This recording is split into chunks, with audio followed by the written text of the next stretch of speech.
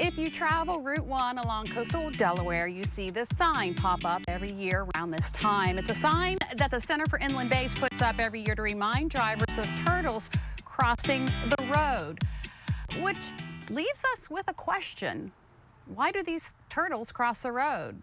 Well, it may sound like a joke, but it's not. It's actually a question with a very interesting answer. And Zach Garmo of the Center for Inland Bays joins us via Zoom to help us with the answer to that question. Thanks for joining us this afternoon.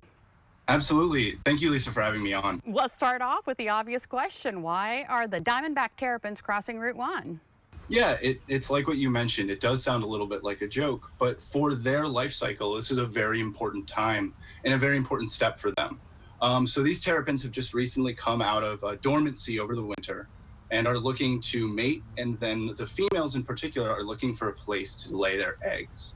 And they like to return to a similar same spot every year, and thus because of that, they are attempting to cross the road to reach an ideal nesting habitat. Now, these turtles are very unique in this area, aren't they? Yeah, I could probably go on for a long time about how incredible terrapins are. They are actually one of the only turtle that inhabits only brackish water, such as our inland bays. Obviously, we have a lot of turtles in this area, from box turtles to sea turtles, but the only ones that live in the inland bays their entire life cycle are diamondback terrapins. And so between that and then, of course, their shells are just incredibly beautiful, and they can live up to 25 years. So they're just really interesting and dynamic organisms that are absolutely worth our attention. Getting across Route 1 isn't the only obstacle they face this time of year, is it? No, terrapins face a number of different obstacles, from habitat loss due to development and other factors, along with boat strikes when they're in the water.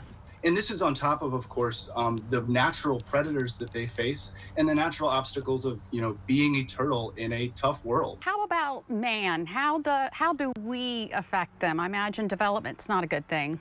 Yeah, so obviously development can play a role in losing both the sandy beaches that they need for nesting and the salt marshes that they spend most of their life in. On top of this, crab pots can potentially be a source of mortality for them.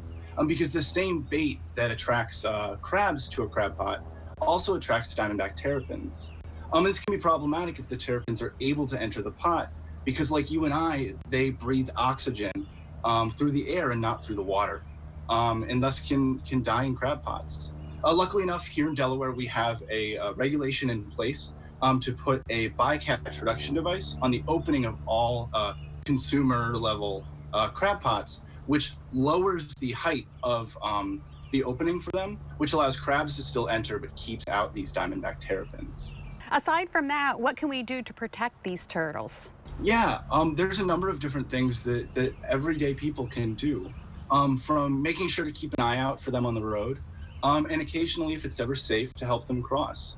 It's important, if you do assist a turtle across the road, that you're, one, making sure that you're doing so safely for yourself and other people around, but also that you're carrying the turtle in the direction it was going, provided there is a good destination on the other side.